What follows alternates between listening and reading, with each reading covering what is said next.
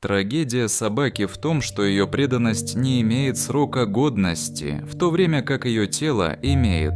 Она проводит годы у двери, считая минуты до твоего возвращения, и для нее каждый твой взгляд – это целая вселенная. Когда наступает финал, она не боится смерти.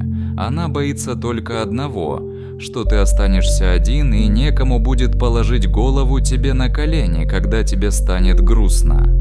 Самое тяжелое – это встретить тот последний затухающий взгляд, в котором нет упрека за прожитые годы, а только тихая мольба. «Пожалуйста, не забывай, как сильно я тебя ждал».